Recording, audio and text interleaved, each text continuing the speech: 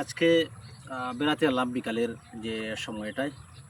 তো অনেক সময় গ্রামে এলে বিশেষ করে শহরে বেশি থাকা হয়ে যায়, বা গ্রামে যে সময়টাতে আসি চেষ্টা করি যে গ্রামের আনাচে কানাচে এলাকার আনাচে কানাচে যে সুন্দর জায়গাগুলো আছে এগুলিতে ঘুরে বেড়ানোর জন্য। তো তার যে পানির স্রোত আপনারা দেখতে পাচ্ছেন, আসলে সুন্দর একটি জায়গা। এখানে কিন্তু আবার এই যে বিকালের সময়টাতে আমাদের যে ক্যামেরা আছে এটা কিন্তু অনেক সুন্দর ধারণ করে ভিডিওগুলো বা ছবি তুলে কিন্তু অনেক সুন্দর হয় এই জায়গার।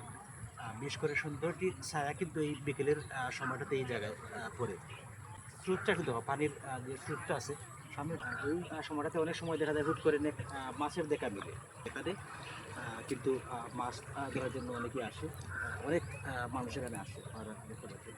আর আজকের এই যে পরিবেশটা দেখে অনেক সুন্দর বিকালের এই সময়টাতে।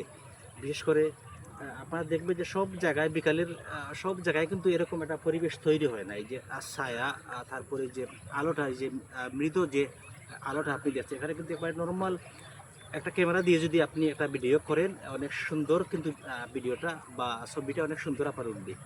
এই দেখেন এগুলো দেখো চারদিকে, একটু ঘুরিয়ে দেখাও, একটু স্লো করি মানে বেশি লড়াইও না। এই দেখেন চতুর্দিকে একটু দেখানোর চেষ্টা করো।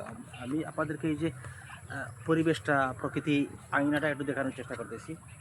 আর ইনশাল্লাহ আগামীতে আমার এই আইডিতে আমরা সবসময় ভালো কিছু পাবেন। প্রকৃতির যে বিষয়গুলো, প্রকৃতির যে সৌন্দর্যগুলো আছে এগুলোকে তুলে ধরার চেষ্টা করব আপনাদের মধ্যে।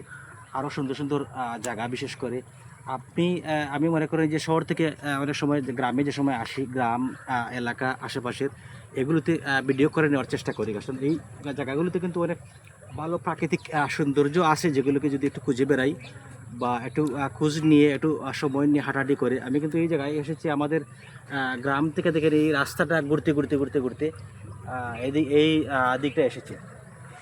দেখে অনেক হাঁটা পরিশ্রম হয়েছে, তারপরও মনে হলো যে একটা সুন্দর জায়গাকে ধারণ করা যাবে, ধারণ করে ভিডিওটা এটা হয়তো 1 বছর পরে আমি যদি ভিডিওটা দেখি তাহলে আমার কাছে ভালো লাগবে। আসলে এগুলো স্মৃতিকে ধারণ করে নেওয়া, আমাদের ক্যামেরায় ভিডিওগুলিকে ধারণ করে নেওয়া মানে স্মৃতিকে আপনি একটা জায়গায় রেখে দিলেন, একটা সময় 1 বছর বা 2 বছর পরে হলে আপনি এটাকে দেখতে পারবেন।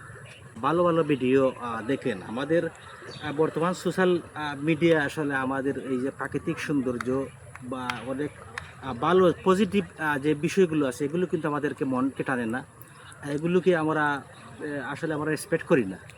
তখন দেখা যায় একজন কন্টেন্ট ক্রিয়েটর বা যারা ভিডিও বানায় তখন এই নেগেটিভ জিনিসগুলোকে কিন্তু তারা পুঁজি করে নেয়। অনেক সময় দেখবে যে অনাকাঙ্ক্ষিত অনেক ভিডিওগুলো আমাদের কাছে চলে আসে। তখন আমরা যদি ভালো ভিডিও, পজিটিভ ভিডিওগুলোকে আমরা গুরুত্ব দিই, ভালো ভিডিওগুলোকে রেসপেক্ট করি, বা যারা কন্টেন্ট ক্রিয়েটর তাদেরকে অনুপ্রেরণা দিই, তাহলে দেখবেন যে আমি যেরকম করতেছি আরও 10 জন এরকম করার চেষ্টা করবে। তাদের কাছে মনে হবে যে ভালো ভিডিও যদি আমরা উপস্থাপন করি তাহলে মানুষ ভালো সাড়া দেয়। তো এটা সবাই মাথায় রাখবেন। আমরা সোশ্যাল মিডিয়ায় থাকি, ভালো জিনিস দেখি, ভালো জিনিসের সাথে থাকি। অসংখ্য ধন্যবাদ।